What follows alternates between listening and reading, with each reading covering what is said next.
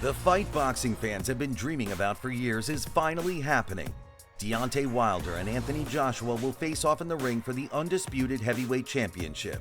But many expect it to be a competitive back-and-forth war. Not so fast. Today, I'm telling you why Deontay Wilder versus Anthony Joshua won't be close at all. Let's get into it. Now, before you die-hard AJ fans grab your pitchforks, hear me out. I know Anthony Joshua is an excellent fighter. He's a golden medalist, long-reigning champion, and has looked great against many top contenders. But styles make fights, and Wilder's style is all wrong for him. The Bronze Bomber brings some truly scary punching power that Joshua has never experienced before.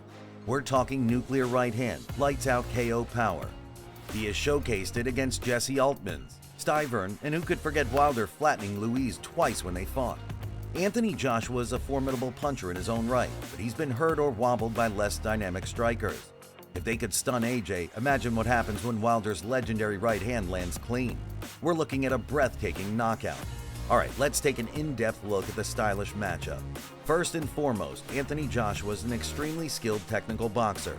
His fundamentals are fantastic. AJ has great footwork, moves well for a big man, and really puts his punches together nicely. While Joshua likes to feel out opponents and box intelligently, the Bronze Bomber is a non-stop whirlwind from round one. Deontay will look to blitz AJ and steamroll him before he can get comfortable and set up his offense. Joshua is accustomed to methodical boxers who tactfully build their attack behind the jab. Deontay Wilder represents a completely different beast.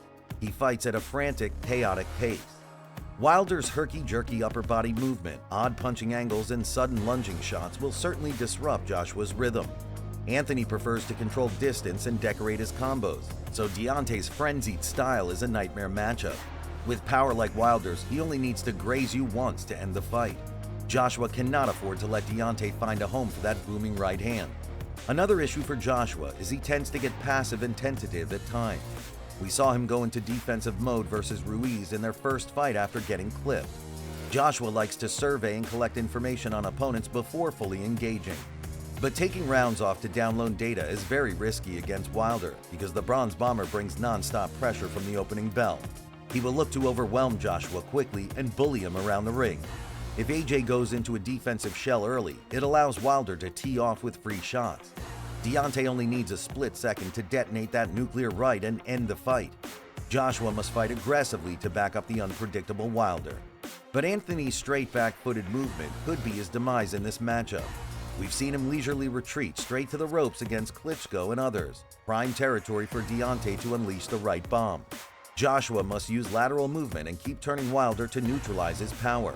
But AJ has shown he tends to back up in straight lines when hurt, and that spells doom against Wilder's explosive closing speed. While Anthony Joshua does have a solid jab, he doesn't use it defensively enough in my opinion. And we've seen Joshua opt to widely trade hooks when under fire, which is unwise against Wilder's scary power. Overall, Joshua has glaring holes in his defense that a lethal puncher like Wilder can exploit. Deontay's unpredictability and frontal assault style will put AJ in danger. Another issue for Joshua is lack of experience against a superb athlete like Wilder. Vladimir Klitschko, Joseph Parker, Alexander Povetkin, these opponents are all calculating thinkers in the ring. Deontay Wilder is an entirely different animal. He's gritty, unorthodox, and blessed with fluid athleticism unlike any conventional boxer AJ has ever faced. No matter how much Joshua spars, you cannot replicate the unpredictability of Wilder in the gym. Deontay's athletic gifts and erratic style are a whole new challenge Anthony is unprepared for. If AJ attempts to set up calculated counters and outbox Wilder from the outside, it simply won't work. Deontay's odd punching angles, sudden lunging attacks, and raw speed are not what Joshua expects. Not to mention if AJ trades hooks on the inside, he'll be at a big disadvantage against the harder punching Wilder. My number one would be Wilder, and then that's it. Look, that's it. Let me not talk about number two, number three. Wilder, that's it. Yeah. Overall, Joshua has no experience dealing with this level of freakish athleticism and explosiveness. It does not bode well for him. The fact is, Wilder's nuclear right hand nullifies any technical advantages Joshua has. We saw it against southpaw Luis Ortiz, an elusive and crafty boxer puncher with superior skills, yet Deontay's raw speed and power changed the fight. No matter how skilled or technical you are, one shot can erase it all. Wilder only requires a split-second opening to land that devastating nuke. His one-punch, lights-out power is the ultimate equalizer that Joshua cannot overcome. Once that right hand crashes home, AJ will be out cold. Now I know the Anthony Joshua diehards are probably fuming at this analysis. Let's look at some of the main counterpoints. They'll say AJ has a proven chin. He withstood big punches from White and Klitschko after all. But comparing their power to Wilder's is simply laughable. There are levels to this. None of Joshua's past foes crack like Deontay. They'll tout Joshua's higher ring IQ, boxing skills, and versatility. But against such a dynamic and explosive athlete like Wilder, the technical edge evaporates. Wilder's athletic gifts cannot be accounted for. Fans will say AJ should use his 30-pound size advantage and grappling game to wear out and smother Wilder on the inside. But the Bronze Bomber is deceivingly strong. Just ask 240-pound Luis Ortiz, who couldn't bully Deontay. Plus, Wilder has underrated infighting ability with short, sneaky shots as we saw versus Fury. If AJ trades recklessly in the pocket, he'll be picked off by Wilder's lethal hooks and right hands. Some may say Joshua should box cautiously and use his jab plus footwork to stay at long range, avoiding Wilder's kill shot. But this isn't sustainable for 12 rounds. Playing ultra safe just delays the inevitable right hand landing clean at some point. Others may predict Joshua can set up counters and outbox Wilder from the outside, but Deontay's athleticism and erratic punching angles make this virtually impossible.